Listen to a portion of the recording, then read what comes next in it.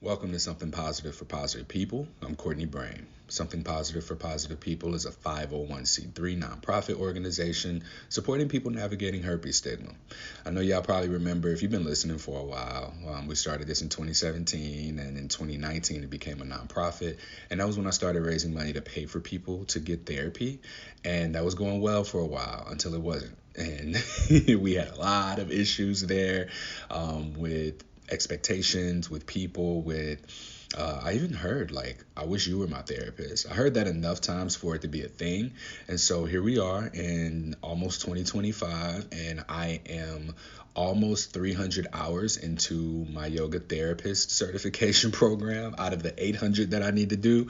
And I was like, I ain't going back to school. I don't want to go back to school to be a therapist, but this really felt fitting because I had already gotten a yoga certification, and I think that I've had a lot of therapeutic approaches to conversations, especially for and with people who are living with herpes. And while I might not be able to like diagnose a person with any kind of disorder, like if you read enough, like you can point people in the direction of where they need to go in order to get a diagnosis and treatment. But I decided to make this a serious thing, and it's now an offering on the Something Positive for Positive People website.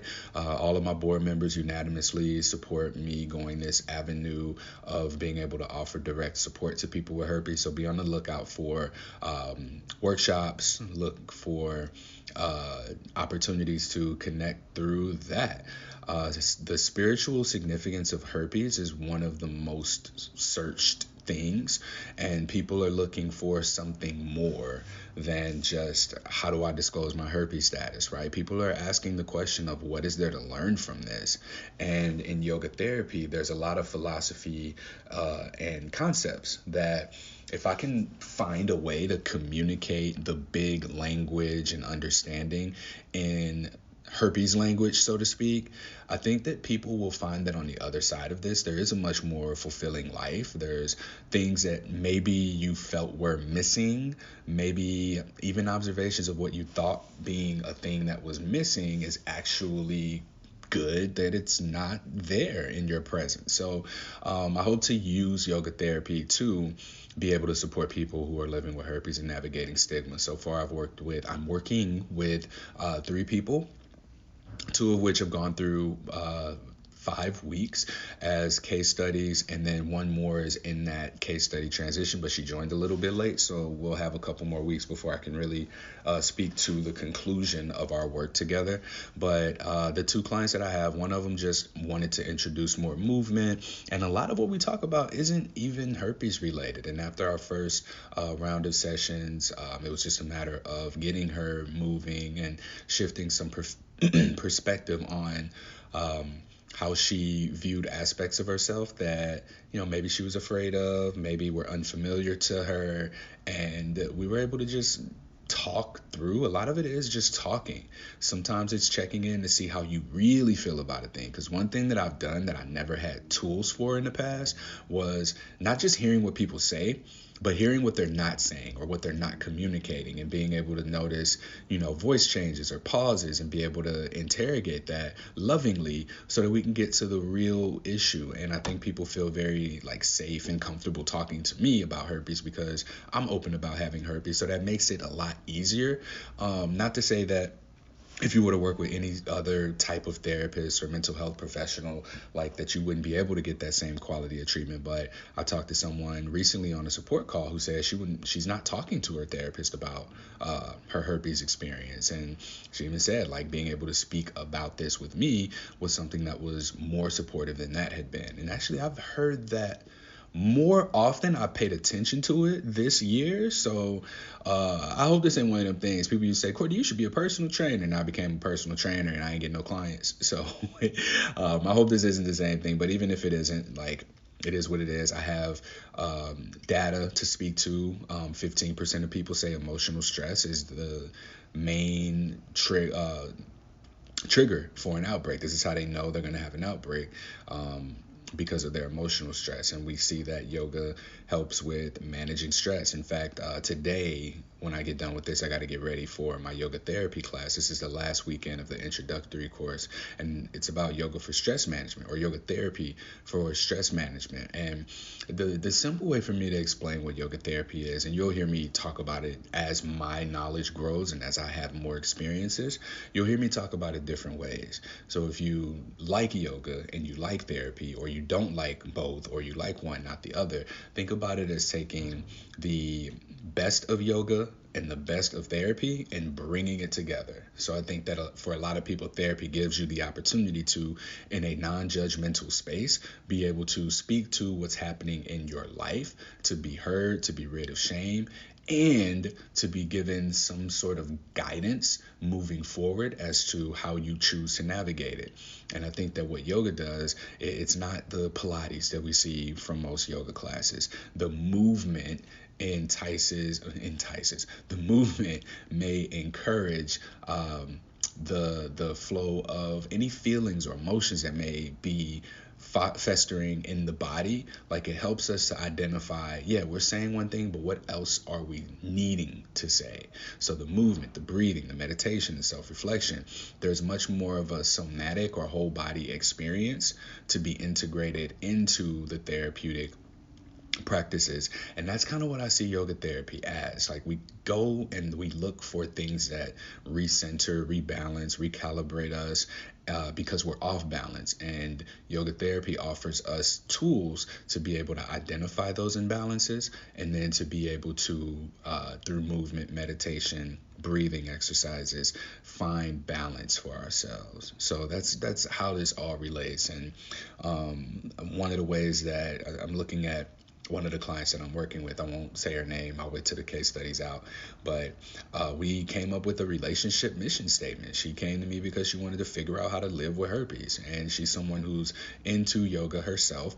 And as she and I were talking, I let her know, I was like, hey, this might not all be about herpes. So we ended up talking about her dating and relationships, and her marriage, her past marriage, and what she wants out of a relationship. And we got to talking about, what she feels is her most self, and that being more connected with her femininity after having had to be so masculine and doing and leading all the time, that she just wants to be able to find someone that she can trust to lead. And so we came up with a relationship mission statement, and we used Dr. Dacker's STARS talk from episode 299 to help her get there. So it's not just get on the mat and do some stuff. Like, there's a lot more complexity to it. And as I learn to communicate it better and more concise, like, you'll see and hear more from me about it. All right. Now, getting into the episode, that was about an 8-minute intro. My bad. I ain't mean to do that, but y'all, I'm very pumped about yoga therapy and being able to offer this to y'all, because people have wanted something, and I don't think that I had anything to really give besides just a listening ear. And so now I'm learning. I'm learning to put this into practice. Not to say that you need to dump your therapist or whoever else it is that you're working with. In fact, yoga therapy can be a great complement to whatever it is that you're already doing. And I don't say, like, stop doing everything you're doing to see a yoga therapist. No, I won't say that. I don't say that.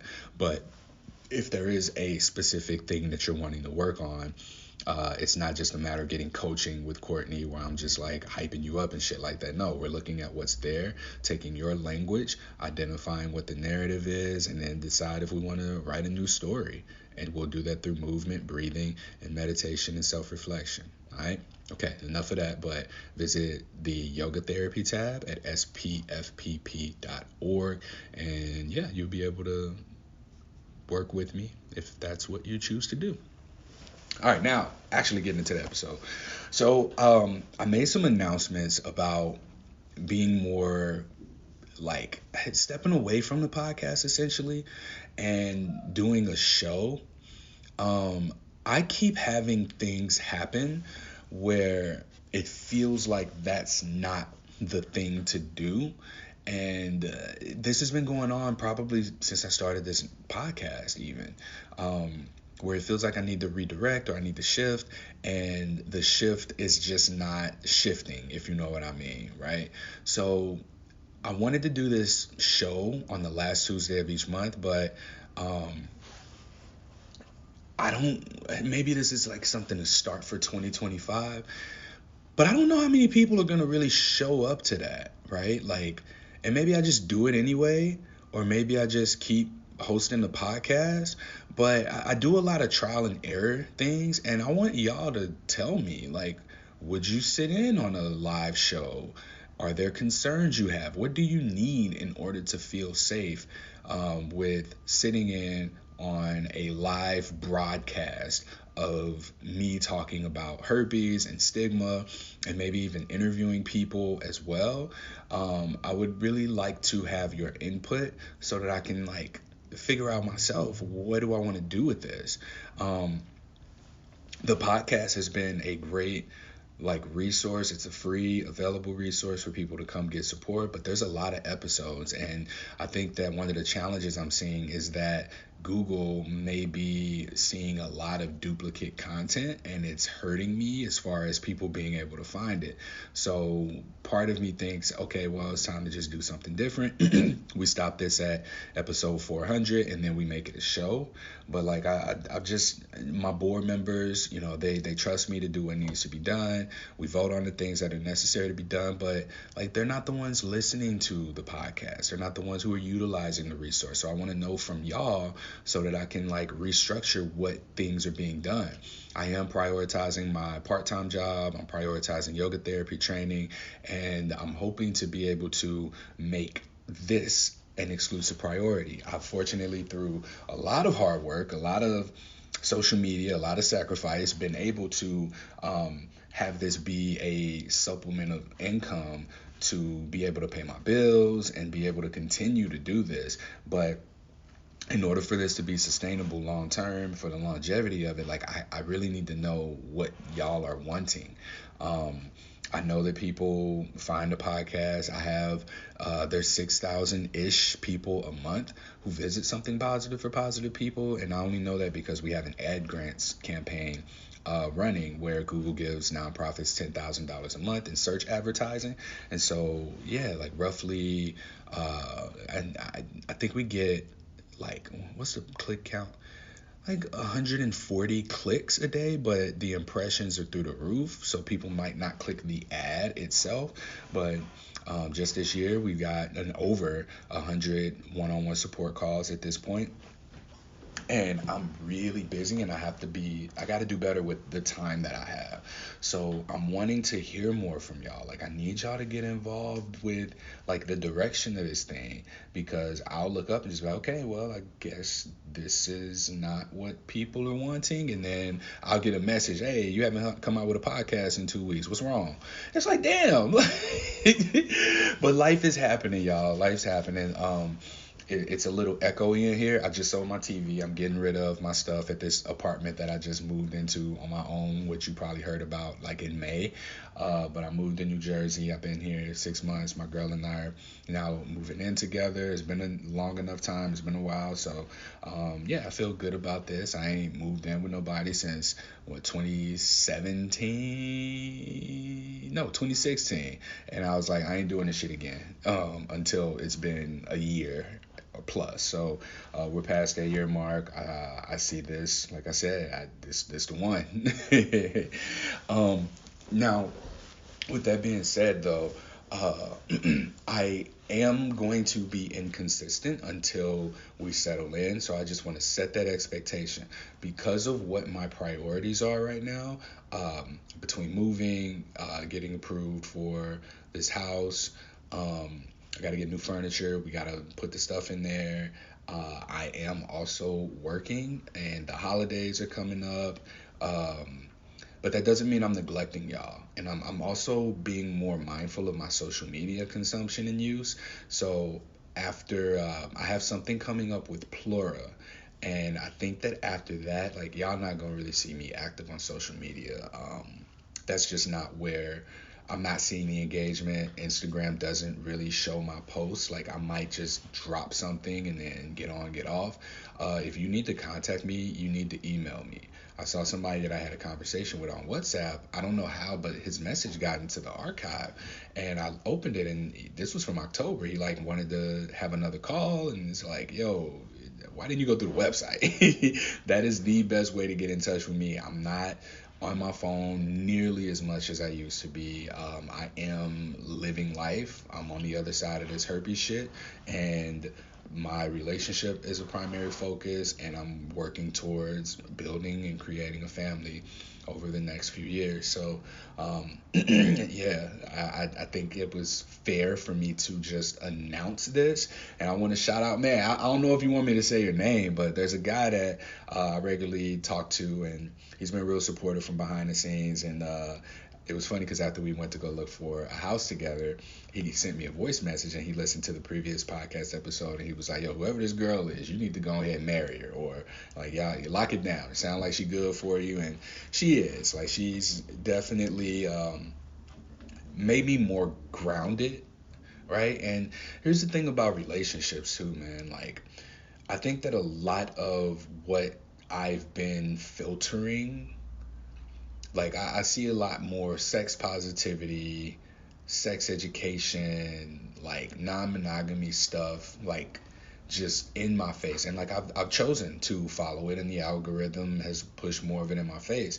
And I've learned so much from non-monogamy in terms of communication skills, and that you can ask for things that you seemingly shouldn't be able to or have to ask for in a relationship with somebody, in a monogamous relationship with somebody. Like talking about like sex, or talking about relationships, or talking about like even other people. Like you're not supposed to be able to talk about these things essentially, but being non-monogamous has in fact taught me like how to navigate these, and that I should be able to talk to my person about everything.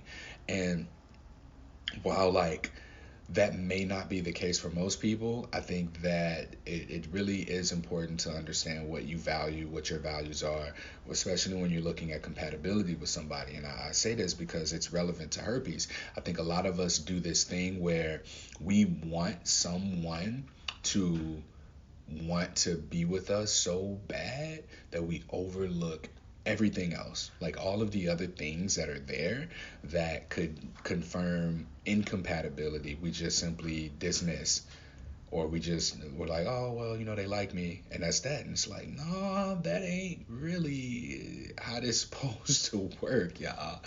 And so I hope to be able to get back to, because I spoke to a lot of my experiences personally starting out, talking to other people, and then starting out. And I think now, like coming full circle, it's really important that I do put my own personal experiences, like dating someone, being in a relationship for over a year with someone, as someone who's positive for herpes type 1 and 2, who's been in a relationship with someone who doesn't have either and hasn't shown any symptoms, at least.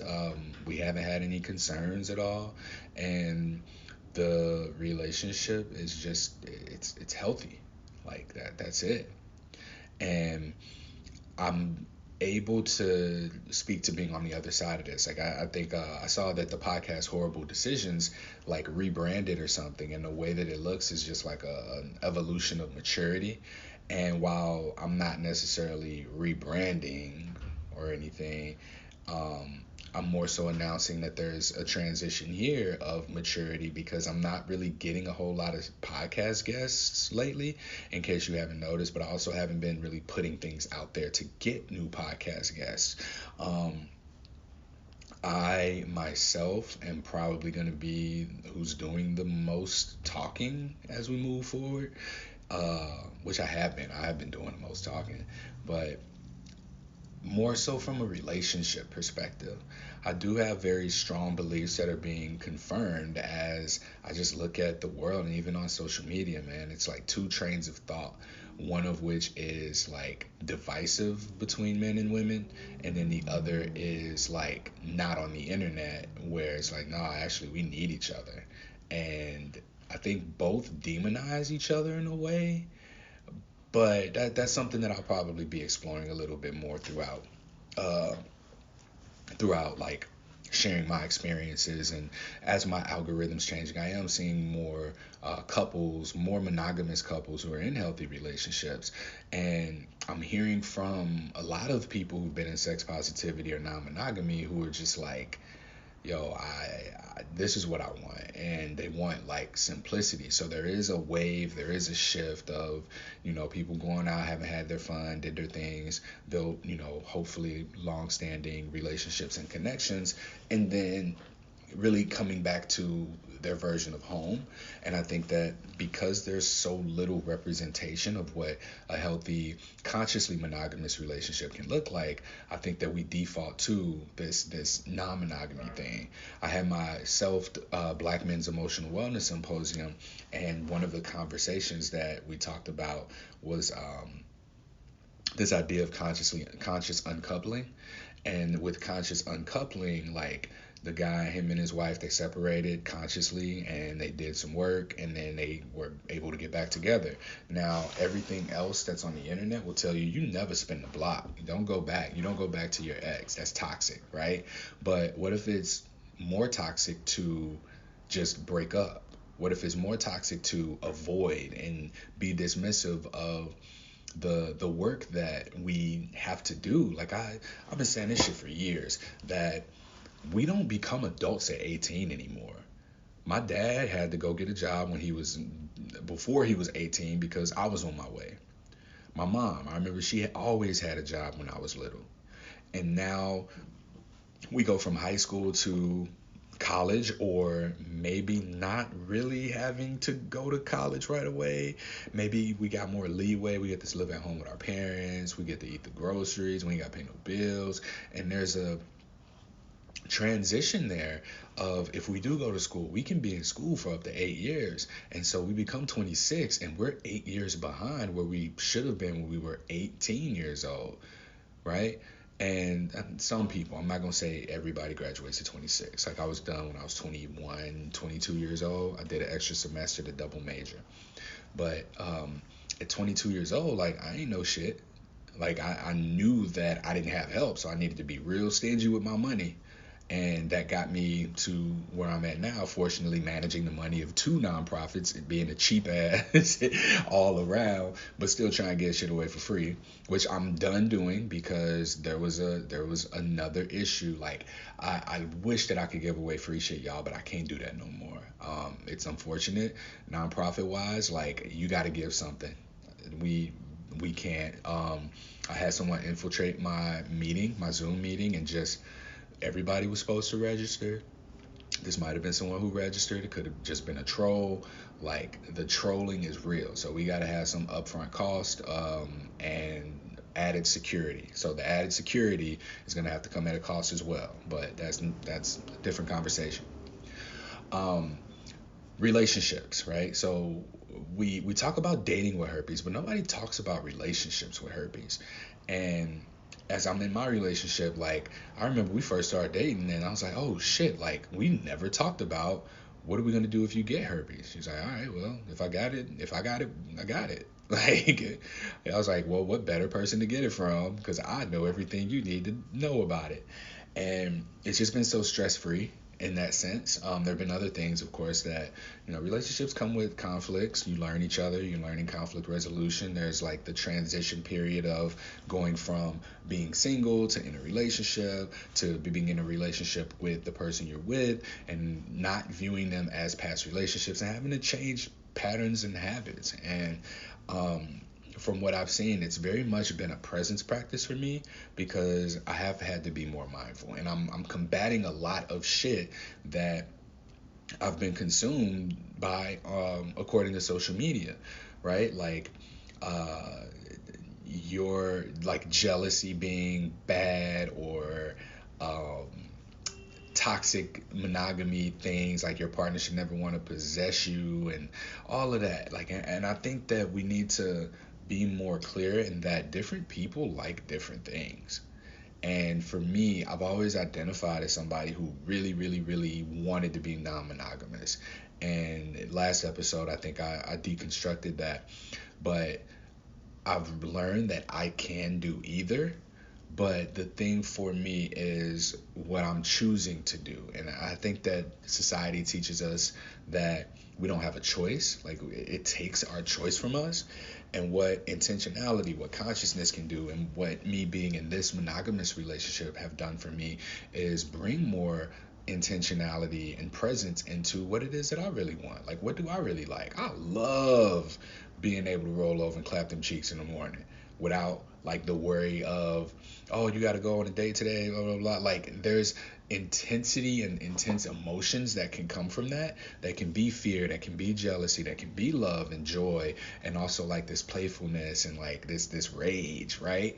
Like what they call it, reclaiming your partner. Like after they go hook up with somebody and come back to you, like that's not appealing. Well, I guess I never had a person, for that, but now like having my person, I haven't had to get tested or gotten tested since like a little bit into our relationship. Like when we became monogamous was like the last time that I got tested, and I, I it's been nice.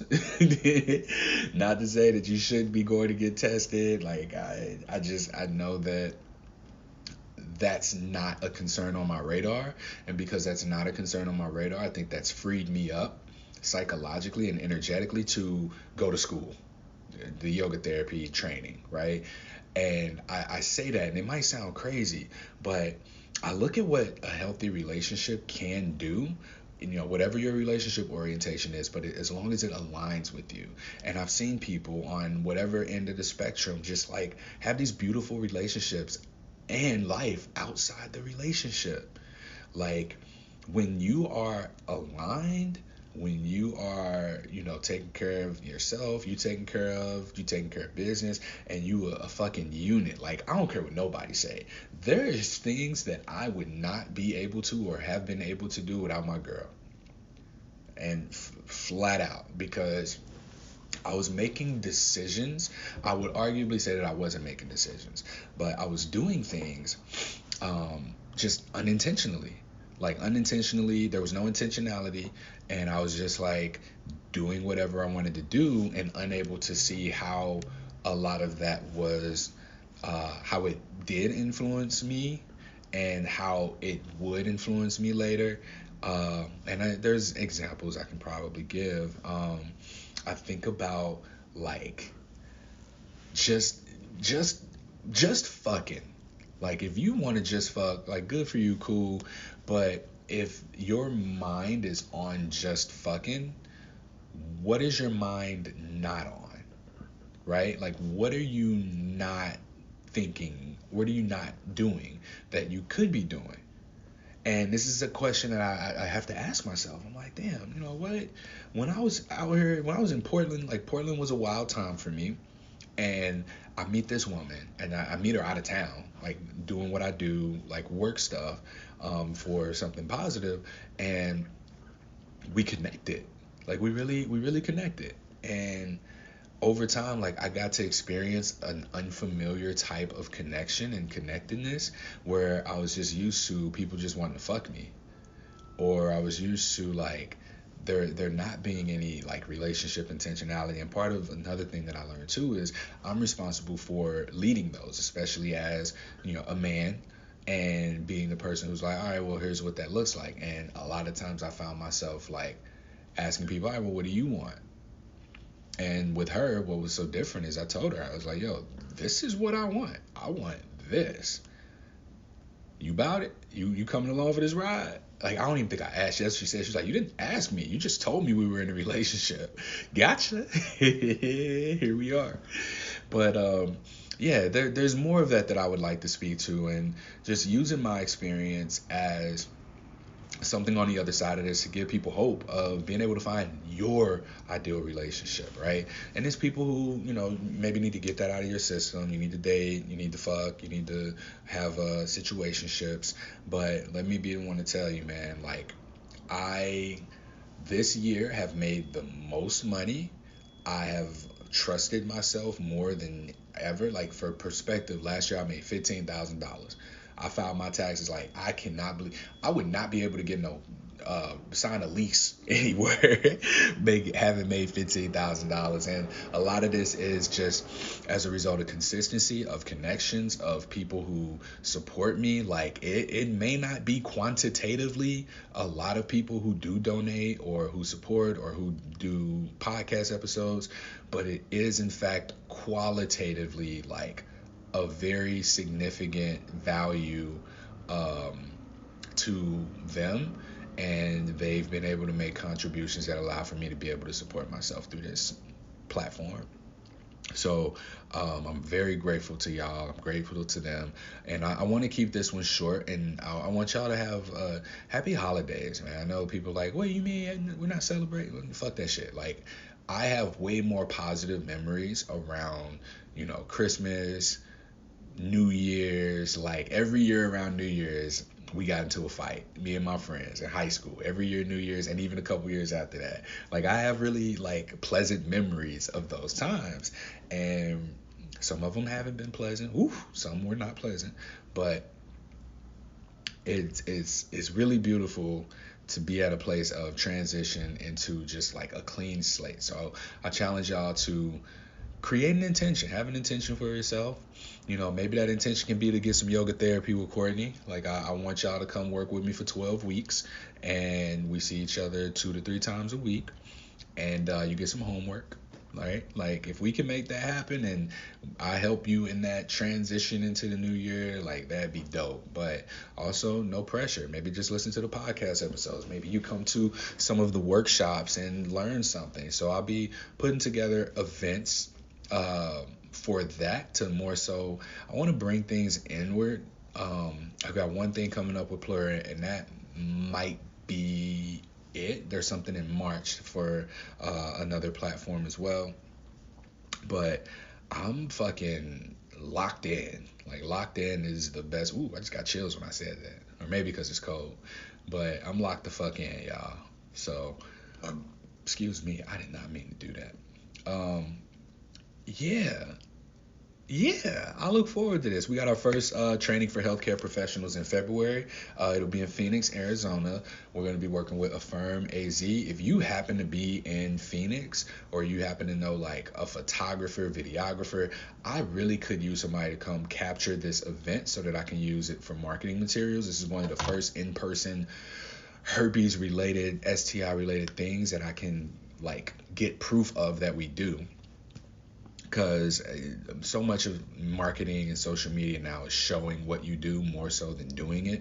And that's a really, really helpful thing for me. So if you happen to know of a photographer, videographer in Phoenix that's affordable, because I'm over my budget for this thing, that would be super helpful. But yeah, in the meantime, y'all, just keep in touch with the website. If you haven't subscribed to the newsletter, join the newsletter and you'll be able to see what we got coming up. I'm only working with 15 people at a time until we get to a transition of like, maybe I meet with people once a week, but my peak is 15. And right now I have, I'm seeing 3 yoga therapy clients, and then there are 2 who somebody signed up and then like reschedule. I don't know if she canceled on me, but I had to send a very thoughtful email. It was like, hey, please, let's be more respectful of time. Like, here's what we have to do moving forward. So yeah, I'm out here setting boundaries as well. So look at me.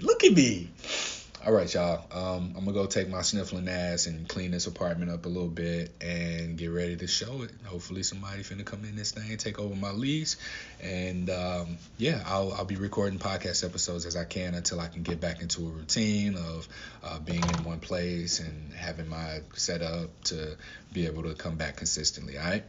Till next time.